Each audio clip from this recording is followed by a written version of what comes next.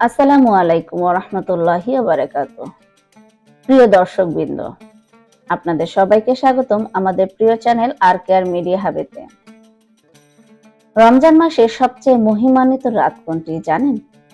হ্যাঁ, সেটি হলো লাইলাতুল কদর। একটি রাত যা হাজার মাসের চেয়েও উত্তম। একটি রাত যে রাতে নাজিল হয়েছে পবিত্র কুরআন। একটি রাত যে রাতে ফেরেশতারা অবতরণ করেন রহমত ও বরকত নিয়ে। আল্লাহ তাআলা সূরা কদরে বলেছেন, লাইলাতুল কদর হাজার মাসের চেয়ে উত্তম। কিন্তু কেন এই রাত এত গুরুত্বপূর্ণ? এই রাতে কি কি আমল করলে আমরা পেতে পারি অগণিত সওয়াব? কিভাবে চিনব এই মহিমান্বিত রাতকে? আজকের ভিডিওতে আমরা জানবো লাইলাতুল কদরের গুরুত্ব, এর বিশেষ ফজিলত এবং করণীয় আমল সম্পর্কে বিস্তারিত আলোচনা। তাই ভিডিওটি শেষ পর্যন্ত দেখুন, কারণ একটি আমল আপনার জীবন বদলে দিতে পারে।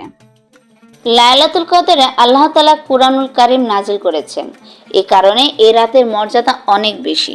শবে কদরের ফজিলত ঘোষণায় আল্লাহ তাআলা পুরো একটি সূরা নাজিল করেছেন, আর তাতে বলেছেন লাইলাতুল কদর হাজার মাসের চেয়ে শ্রেষ্ঠ। মুমিন মুসলমান এই রাতটি পেতে উদ্গ্রীব থাকে।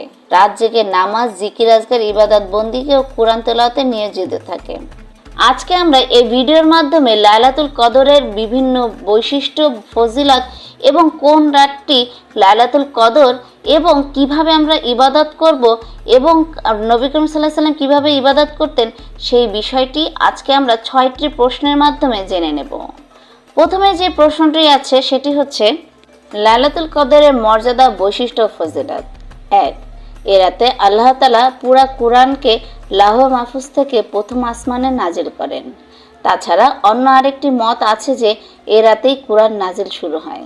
পরবর্তী 23 বছরে বিভিন্ন সূরা বা সূরার অংশবিশেষ বিভিন্ন সময়ে বিভিন্ন ঘটনা ও অবস্থার প্রেক্ষিতে রাসূল সাল্লাল্লাহু আলাইহি সাল্লামের উপর অবতীর্ণ হয়।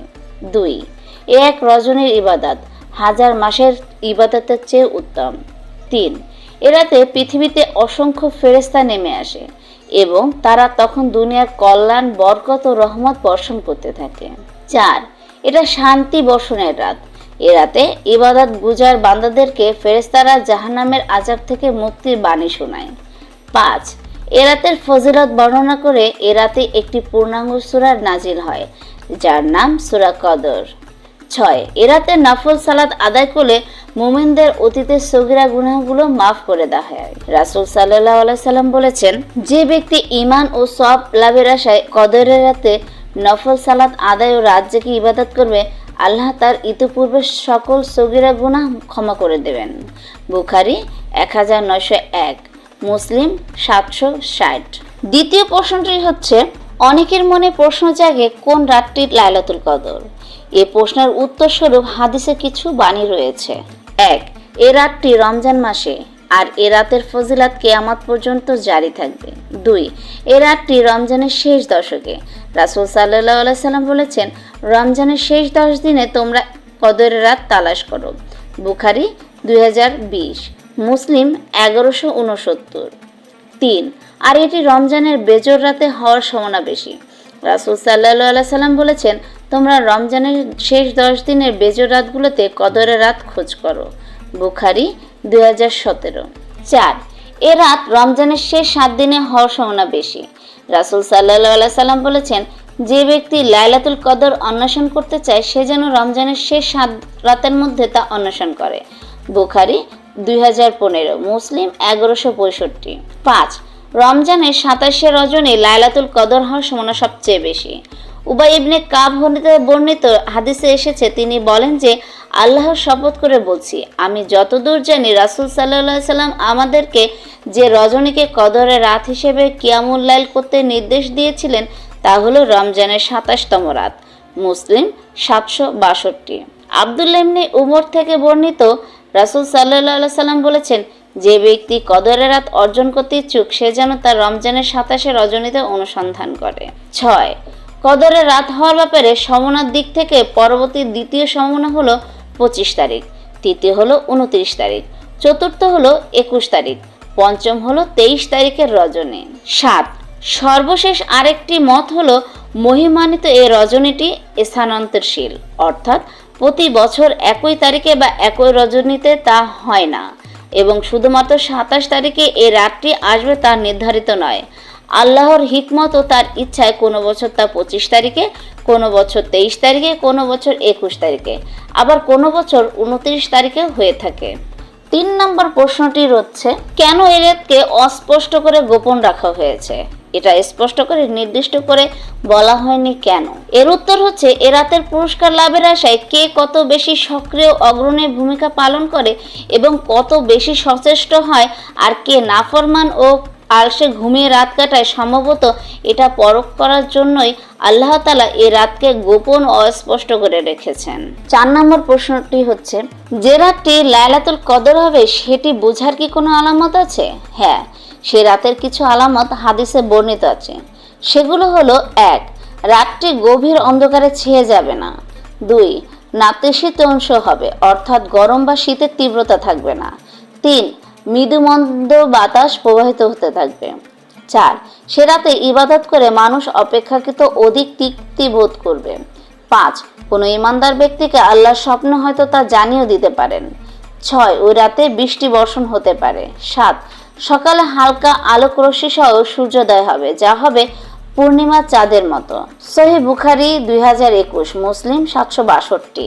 5 নম্বর প্রশ্নের মাধ্যমে আমরা জানতে পারবো, রমজানের শেষ 10 রাতে রাসূল সাল্লাল্লাহু আলাইহি সাল্লাম কি ধরনের ইবাদত করতেন? রমজানের শেষ 10 রাতে রাসূল সাল্লাল্লাহু আলাইহি সাল্লাম যে ধরনের ইবাদত করতেন তা ছিল এমন: 1. প্রথম 20 রাত রাসূল সাল্লাল্লাহু আলাইহি সাল্লাম পূর্ণ রাত জাগরণ করতেন না। কিছু সময় ইবাদত করতেন আর কিছু অংশ ঘুমিয়ে কাটাতেন। কিন্তু রমজানের শেষ 10 রাতে তিনি বিছানায় একেবারেই যেতেন না। রাতের পুরো অংশটাই ইবাদত করে কাটাতেন।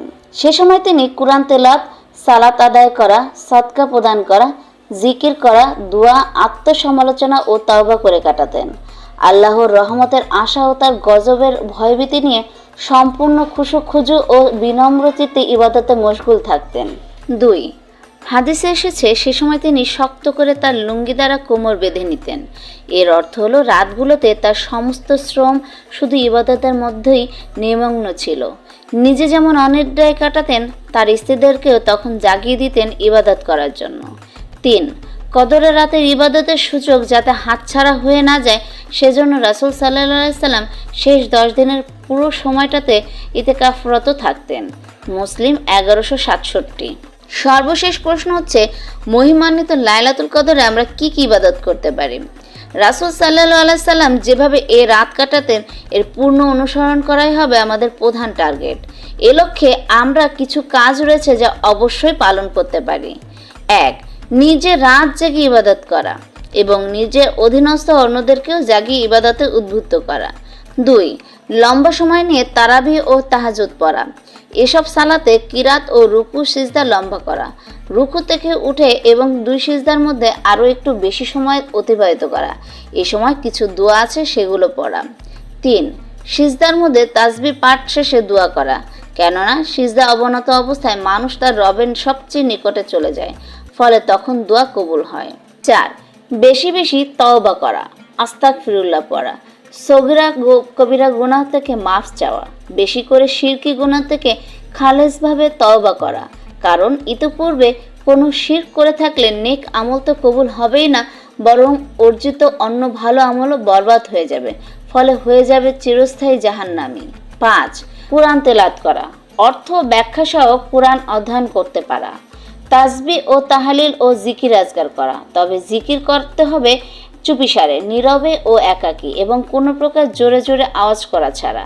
এভাবে জিকির করার জন্য আল্লাহ কুরআনে বলেছেন, সকাল ও সন্ধ্যায় তোমার রবের জিকির করো মনে মনে বিনয়ের সঙ্গে, ভয়ভীতি সহকারে এবং জোরে আওয়াজ না করে, এবং কখনো তোমরা আল্লাহর জিকির ও স্মরণ থেকে উদাসীন হয়ো না।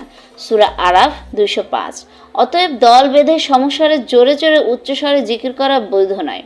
এভাবে সম্মিলিত কোনো জিকির করা কোরআনেও নিষেধ আছে। নবীজি সাল্লাল্লাহু আলাইহি সাল্লামও তা করেননি।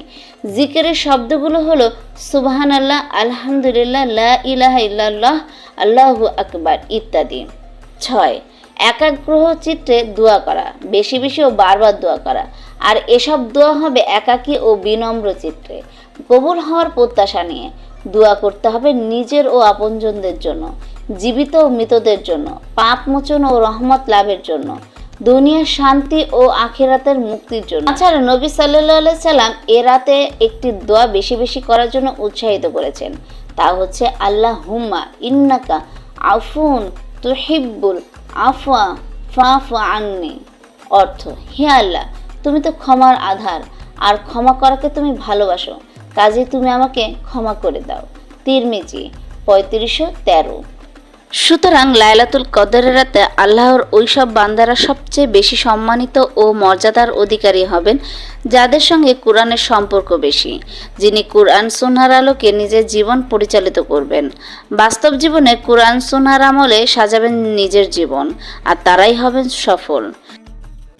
প্রিয় ভাই ও বোনেরা, লাইলাতুল কদর এমন এক মহিমান্বিত রাত যা আমাদের জীবনের সবচেয়ে বড় সুযোগ।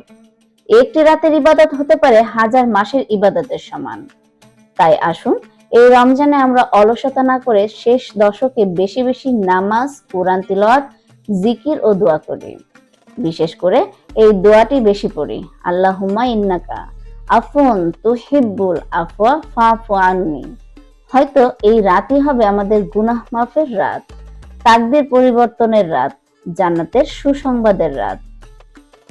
যদি ভিডিওটি আপনার ভালো লেগে থাকে তাহলে অবশ্যই লাইক দিন, কমেন্ট করে জানান আপনার মতামত এবং ইসলামিক আরো গুরুত্বপূর্ণ ভিডিও পেতে আমাদের চ্যানেল সাবস্ক্রাইব করতে ভুলবেন না। আল্লাহ আমাদের সবাইকে লাইলাতুল কদরের বরকত ও রহমত নসিব করুন, আমিন। আসসালামু আলাইকুম ওয়া রাহমাতুল্লাহি ওয়া বারাকাতুহু।